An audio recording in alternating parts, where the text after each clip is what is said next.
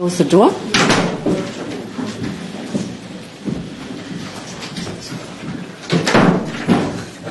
No, Henry, don't do that.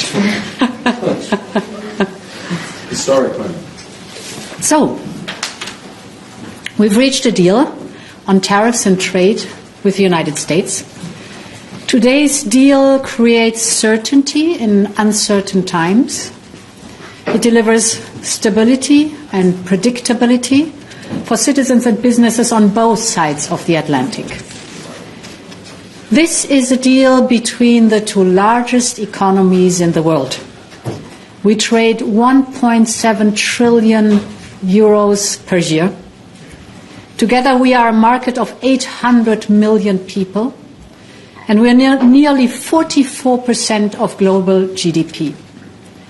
Just a few weeks after the NATO summit, this is the second building block reaffirming the transatlantic partnership. Allow me to go into some details. We have stabilized on a single 15% tariff rate for the vast majority of EU exports. This rate applies across most sectors, including cars, semiconductors, pharmaceuticals. This 15% is a clear ceiling, so no stacking, all inclusive. So it gives much needed clarity for our citizens and businesses, and this is absolutely crucial. Today we have also agreed on a 0 for 0 tariffs on a number of strategic products. This includes all aircraft and component parts, certain chemicals, certain generics, semiconductor equipment, certain agricultural products, natural resources and critical raw materials. And we will keep working to add more products to this list. On steel and aluminium, the European Union and the US face the common external challenge of global overcapacity. We will work together to ensure fair global competition and to reduce barriers between us. Tariffs will be cut and a quota system will be put in place. We will also increase our energy cooperation. Purchases of US energy products will diversify our sources of supply and contribute to Europe's energy security. We will replace Russian gas and oil by significant purchases of US LNG oil and nuclear fuels. US AI chips will help power our AI gigafactories and help the US to maintain their technology edge. Today, with this deal, we are creating more predictability for our businesses. In these turbulent times, this is necessary for our companies to be able to plan and to invest. We're ensuring immediate tariff relief. This will have a clear impact on the bottom lines of our companies. And with this deal, we are securing access to our largest export market. At the same time, we will give better access for American products to our market. This will benefit European consumers and make our businesses more competitive. This deal provides a framework from which we will further reduce tariffs on more products, address non-tariff barriers and cooperate on economic security.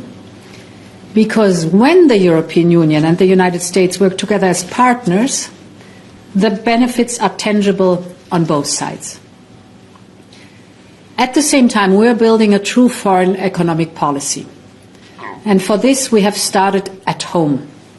We're taking bold action to make Europe more competitive, more innovative, and more dynamic. Our single market, with its 450 million consumers, is our greatest asset and our safe harbor, especially in turbulent times. We're also creating new trade partnerships around the world, expanding from the 76 we already have.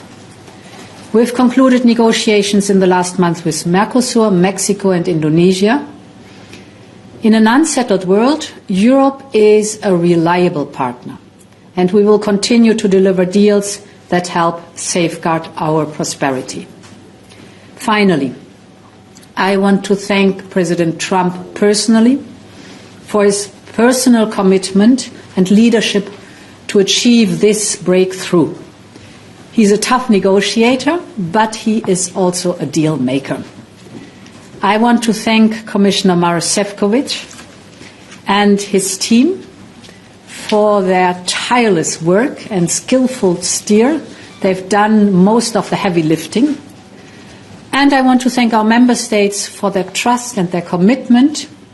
Our unity is our strength at home and abroad. We will continue to work hard for the benefit of all Europeans. Thank you very much. Commission President, could you give more details about the energy purchases you've committed to? President Trump used the figure 750 billion. It sounds like a lot. Could you clarify about how that is going to manifest itself? Yeah, it is divided into 3 years. So during his term, 250 per year. And indeed, we still have too much Russian LNG that is coming through the back door again to our European Union, and some Russian gas and oil still in the European Union, which we do not want anymore. We want to absolutely get rid of Russian fossil fuels. And therefore, it is much welcome to purchase the more affordable and better LNG from the United States. And there, approximately, our estimation is that we can do 250 per year over 3 years. President von der Leyen. Paula, are you managing, please? Mr. President, for European car makers, the tariff will now be 15% instead of 2.5% during the Biden administration. Do you think this is really a good deal? Will it be possible for European car makers to sell cars to the United States with this tariff rate? Yes, we should not forget where we came from. Today they have 27.5% of tariffs to pay. It's the 25 plus 2.5. So there was a staggering of tariffs. And we came from that level down to 15%. 15% is not to be underestimated, but it is the best we could get.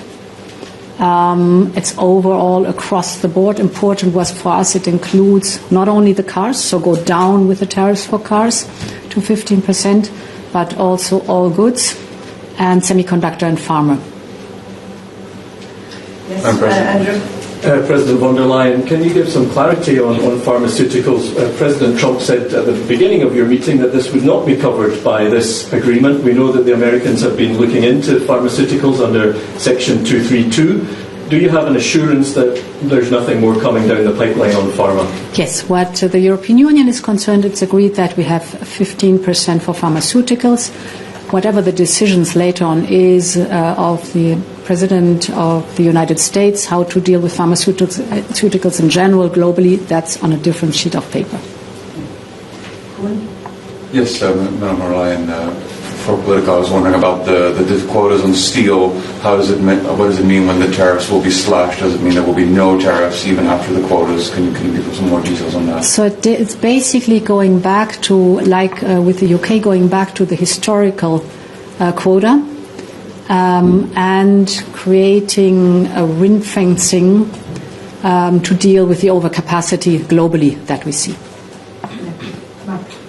Sorry, Mark Baker, Volkskrant. I just wonder, because actually the negotiations lasted for an hour. When I saw you at the start, I thought, it doesn't look like a happy couple, you two sitting there. So how were the negotiations actually in this last hour? Was it difficult, or was it actually just rubber stamping which already had been prepared? No, it was very difficult because we started far apart from each other. It was tough, fair, but it was tough, and therefore, rightly so, you saw the tension at the beginning. So we had to work hard to come to a common position, and till the very end, as always in negotiations, you don't know whether you'll find the landing point, the landing zone at the very end, or whether it crashes. So it was tough, but in the end, as we were successful, it's good and it's satisfactory. Okay. Biggest question from Answer News Agency. Are you planning to sort of some measures for the economic sector in Europe most affected from the 15 tariffs in the future? So I think we should not forget where we would have been on the 1st of August. We would have been at 30%. And it would have been much more difficult to get down now to the 15%. 15% is certainly a challenge for some, but we should not forget it keeps us the access to the American market, and what we are also doing intensively is diversifying to other regions of the world. And this opens up new markets, potential new markets. Indonesia, for example, is huge. It's 250 million people. Mercosur is a huge market, very like-minded countries. Mexico, for example, and others to come. We are intensively negotiating with India. So, yes, the tariffs with 15% are there, but we're trying also to open up other markets for European business. And last question. Commission President, you kind of say this is a framework deal. Trump says this is the end of it for a few years. Yeah. Where do we go from here and when? And maybe quickly on agri-food, the 0 for 0 deal, what does that include? So framework means the figures we've just explained to the public, but of course details have to be sorted out, and that will happen over the next weeks. Indeed, we're done. We have a deal for the years to come. That is very good. But also on agri, there were we were very clear that there were tariffs that could not be lowered. So that was clear from the very beginning, and therefore we maintain them. And this shows that we have to go in depth with other topics within the framework that I've described to sort out really the details in the next days and weeks. Agri-food, sorry. The 0 for 0, does it include alcohol, spirits and wine? No, there's no decision on that one. This is something which has to be sorted out in the next days. Thank you all very, very much. Thank you. Thank you. Have a safe trip home. Thank you. Good.